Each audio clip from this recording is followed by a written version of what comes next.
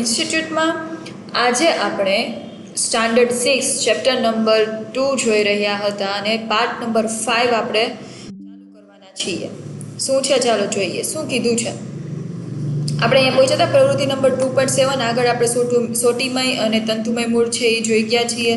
Than આપણે જે આ રેટિક્યુલસ વેનેશન ને સમાંતર જે જાળીદાર ને સમાંતર એ પર્ણમાં જે પ્રકારે વર્ગીકરણ થાય એ રીતે, અને આખા છોડ છે, પછી ક્ષુપ છે, વૃક્ષ કોને કહેવાય એ બધું આપણે જોઈ ગયા વર્ગીકરણમાં. હવે આપણે સ્ટાર્ટ કરશું પ્રવૃત્તિ નંબર 2.7 થી. ચાલો સંબંધ શોધીએ અને વિશ્લેષણ કરીએ. સંબંધ જોવાનો છે, કઈ રીતે સંબંધ બનાવે છે ચાલો જોઈએ. તમારી શાળાની નર્સરી અથવા અન્ય કોઈ પણ નર્સરીમાંથી 5 સામાન્ય વનસ્પતિના રોપા એકત્રિત કરો, તેમને તમારી શાળાના બગીચામાં વાવો. આવા છોડના ઉદાહરણોમાં લેમન ગ્રાસ, ગલગોટા, બારમાસી અને અન્ય વનસ્પતિનો સમાવેશ થઈ શકે છે. એટલે તમારે શું કરવાનું છે, નર્સરીમાંથી 5 એવા વનસ્પતિના રોપા લેવાના છે અને તમારી શાળામાં વાવવાની વાત કરી છે કે વાવવાનું છે, અને એને ઉદાહરણ આપ્યા છે કે આ બધી વનસ્પતિ લઈ શકો. તેમને રોપતા પહેલાં તેમના મૂળ પર્ણના શિરાવિન્યાસનું અવલોકન કરો. શું શું અવલોકન કરવાનું છે? એના મૂળનું, એના પર્ણના શિરાવિન્યાસનું અવલોકન કરવાનું છે. આપણે શિરાવિન્યાસ છે એ જોઈ ગયા. શિરાવિન્યાસ કેવો હોય? જાળીદારે હોઈ શકે, સમાંતરે હોઈ શકે. જાસૂદ ને એ બધામાં જાળીદાર હોય, જ્યારે ઘાસ છે, ધેન કેળાના પાન છે તો એ બધામાં કેવા હોય? સમાંતર હોય. તો એ બધું તમારે અવલોકન કરવાનું છે. કોષ્ટક 2.4માં તમારા અવલોકનની નોંધ કરો. હવે અવલોકન છે આ નીચેનું કોષ્ટક છે એમાં કરવાનું છે. કોષ્ટક 2.4 પર્ણના શિરાવિન્યાસ અને મૂળના પ્રકાર. પેલું તમને લેમન ગ્રાસ અહીં આપી દીધું, એ તમે વાવો. એના પર્ણમાં સમાંતર શિરાવિન્યાસ હોય ખબર છે. લેમન ગ્રાસ કીધું છે. ગ્રાસ એટલે ઘાસ. ઘાસમાં મોસ્ટ ઓફલી બધામાં સમાંતર શિરાવિન્યાસ હોય. મૂળનો પ્રકાર એમાં કેવો છે? તંતુમય. ઘાસ હોય એનો મિનિંગ એવો કે એમાં તંતુમય મૂળ હોય, આટલું આપણે જંક્શન લગાવી શકીએ.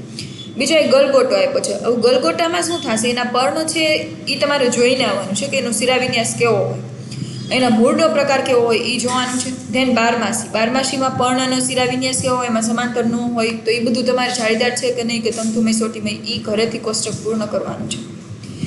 શું તમને આ વનસ્પતિઓમાં પર્ણના શિરાવિન્યાસ અને મૂળના પ્રકાર વચ્ચે કોઈ સંબંધ જોવા મળ્યો? બારમાસીનું મૂળ સોટીમય મૂળ અને પર્ણો જાળીદાર શિરાવિન્યાસ ધરાવે છે. મેં તમને કીધું એમ એ જાળીદાર શિરાવિન્યાસ ધરાવે, એનું મૂળ કેવું હોય? સોટીમય મૂળ હોય.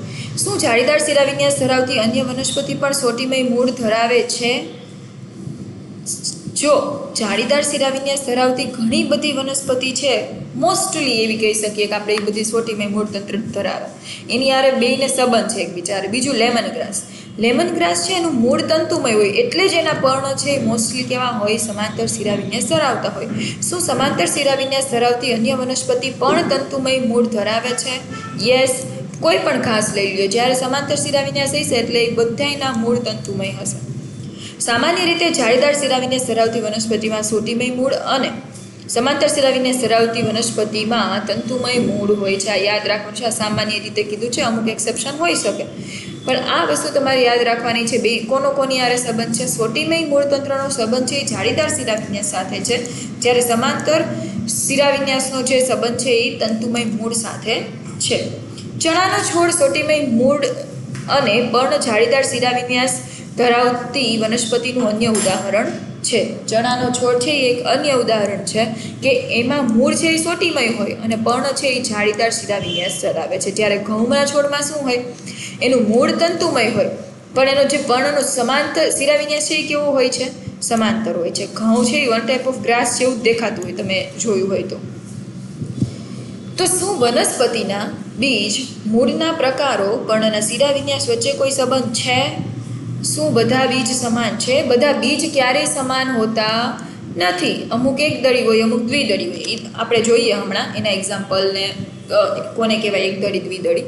પણ આ બધા આરે કંઈક ને કંઈક સંબંધ હશે. ધારો કે ઘઉંનો છોડ છે તો એ સમાંતર શિરાવિન્યાસ ધરાવે છે. ઘઉંનો છોડ સમાંતર શિરાવિન્યાસ ધરાવે છે તો એનું મૂળ કેવું છે? તંતુમય મૂળ છે. તંતુમય મૂળ છે, પણ એનું બીજ છે એ કેવું થશે એ હવે જોઈએ કે એ કઈ રીતે નક્કી થાય, બીજ એકદળી છે કે દ્વિદળી. હવે તમને આપ્યું છે પ્રવૃત્તિ નંબર 2.8. શું કીધું છે? ચાલો તુલના કરીએ. ચણા અને મકાઈના બીજનો 2 કે 3 દિવસ સુધી પાણીમાં પલાળો. હવે તમારે શું કરવાનું છે? એક ચણાના બીજ લેવાના છે, એક મકાઈના બીજ લેવાના છે, 2-3 દિવસ છે પાણીમાં પલાળી રાખવાના છે. ચણાના બીજા વરણને દૂર કરો હવે ચણા અને મકાઈના બીજની રચનાનું અવલોકન કરો. હવે એનું જે બીજા વરણ હોય ને એને દૂર કરવાની વાત કરી છે. એટલે કે બહાર ધારો કે મગ હોય તો એમાં ખબર ગ્રીન કલરનું બહારનું લેયર હોય તો એ દૂર કરી દેવાનું, પછી એને જોવાની વાત કરી છે. શું એ સમાન છે કે અલગ અલગ છે? ઉપરનું કાઢી નાખો તો બેયમાં સમાન લાગે કે અલગ અલગ લાગે? તો કે અલગ જ હશે. ચણામાં 2 ફાડા થઈ જશે, મકાઈમાં એવું થશે નહીં. હવે અહીંયા જો તમને બેયનું આપ્યું છે. ચણા છે એ દ્વિદળી બીજ કીધા છે અને એક દળી બીજમાં શું કીધું છે? મકાઈ.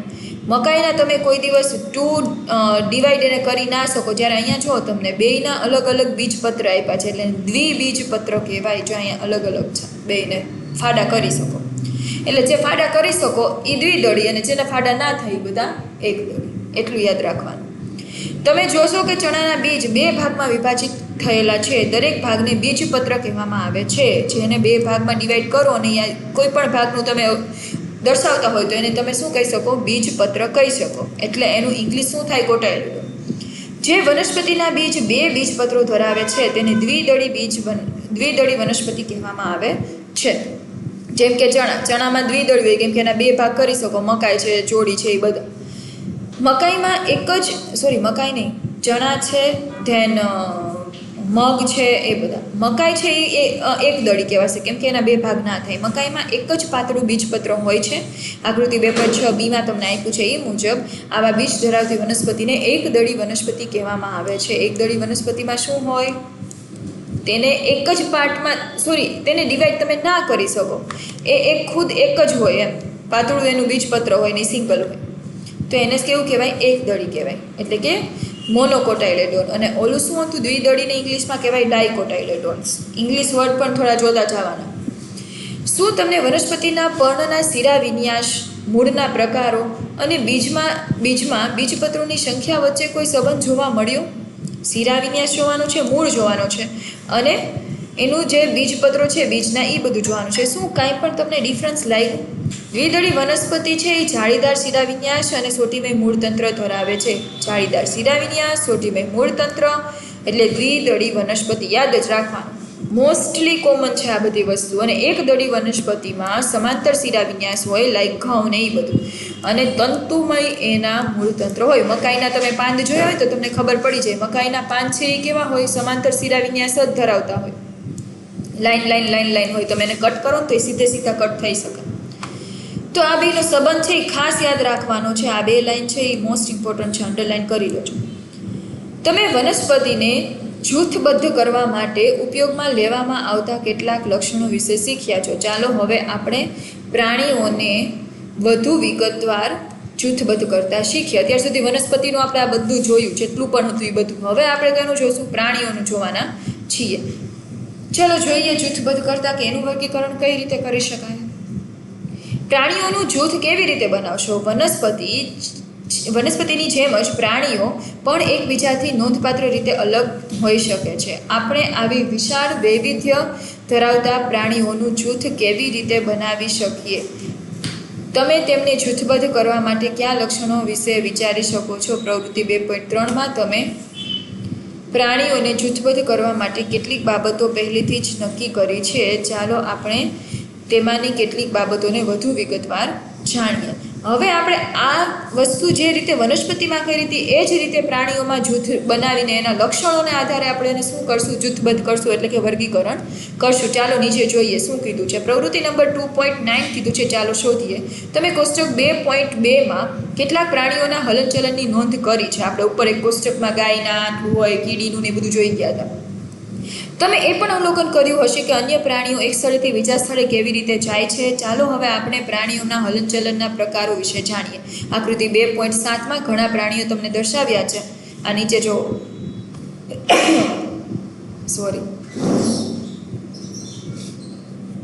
દર્શાવ્યા છે. તમે તેમાં વધુ પ્રાણીઓ ઉમેરી શકો છો અને જેમનું તમે અવલોકન કર્યું હોય અને વિવિધ પ્રાણીઓ દર્શાવતું પોસ્ટર બનાવી શકો છો. આકૃતિ 2.7માં દર્શાવેલા તમે બનાવેલા પોસ્ટરમાંના પ્રાણીઓ શરીરના કયા અંગ દ્વારા હલનચલન કરે છે? હવે જો અહીંયા તમને જેટલા પણ પ્રાણીઓ બતાવ્યા છે એ તમારે નોટિસ કરવાનું છે. ઇન્સેક્ટને આ તે બધું આપી દીધું છે. પોતે શરીરના કયા અંગનું હલનચલનમાં યુઝ કરે છે? લાઈક જો પક્ષી હોય તો એને પાંખો હોય, હલનચલનમાં પાંખો અને પગ બંનેનો યુઝ કરે. ધેન ગાય છે તો એ પગનો હલનચલનમાં યુઝ કરે, પતંગિયું છે તો એ પણ એની પાંખોનો યુઝ કરશે, દેડકો છે એ એના પગનો અને હાથનો એ યુઝ કરશે. ધેન માછલી એના મીન પક્ષનો યુઝ કરશે તરવા માટે.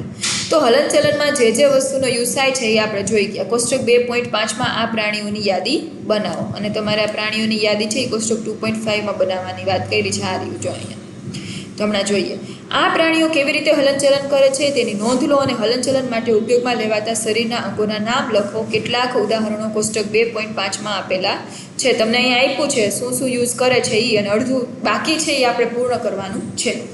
કોષ્ટક 2.5 પ્રાણીઓમાં હલનચલન અને તે માટે ઉપયોગમાં લેવાતા તેમના શરીરના અંગો. પેલું તમને કીડી આપ્યું છે. કીડી હલનચલનનો પ્રકાર એનો કીધો છે. એ શું કૂદકા મારે, ઉડે નહીં, પણ એ એક ચાલવાનું કામ કરે. તો અહીંયા તમારે શું લખવાનું છે? ચાલવું લખવાનું છે. ધેન હલનચલન માટે શું ઉપયોગમાં લે છે? તો કે એના પગ લે છે. બકરી છે એ ચાલે છે, કૂદે છે, તો એ એનું પગ જ યુઝ થશે, એના પણ એને કંઈ પાંખો તો નથી. કબૂતર ચાલે છે અને ઉડે છે, હવે તેમાં હલનચલન છે એનો ઉપયોગમાં એ પગ લે છે અને પાંખો લે છે. માખીમાં એમ જ છે સેમ, કે એ ચાલે છે અને ઉડે છે, તો એમાં પગ અને પાંખો જ આવશે. માછલી છે એમાં હલનચલન છે એ કેવું થશે? તો કે એ તરે છે. અહીંયા તરવું તમે એમ લખી શકશો. અને સેકન્ડ કે મીન પક્ષનો ઉપયોગ કરે છે પોતાના હલનચલન માટે. અન્ય તમે અહીંયા કોઈ પણ વસ્તુ લઈ શકો છો, કોઈ પણ પ્રાણીઓ લઈ શકો છો, અને તમારી રીતે તમારું બોક્સ છે એ ફિલઅપ કરી શકો છો. કોષ્ટક 2.5માં આપેલી માહિતીના આધારે તમે શું તારણ કાઢી શકો છો? એટલું જ તારણ નીકળે કે બધાનું હલનચલનના અંગો છે એ અલગ અલગ હોય. જે ઉડે છે એ બધા પાંખોનો અને પગનો યુઝ કરે છે, જે તરે છે એ મીન પક્ષોનો યુઝ કરે છે, જે ઉડતાય નથી, તરતાય નથી, જે ખાલી ચાલે છે એ બધા પોતાનો પગનો યુઝ કરે છે. કોષ્ટક હવે આ કોષ્ટક આપણે જોઈ ગયા છીએ. આ નેક્સ્ટ છે એ આપણે વિવિધ પ્રાણીઓમાં કઈ રીતે આ બધું એને કીધું છે વર્ગીકરણ, એ આપણે હવે નેક્સ્ટ લેક્ચરમાં જોઈશું. પાર્ટ 6માં જોઈશું. આ પાર્ટ 5 છે. સબસ્ક્રાઈબ કરો ચેનલને, તમારા ફ્રેન્ડ સુધી પહોંચાડો અને સપોર્ટ કરો વધુ ને વધુ. Thank you.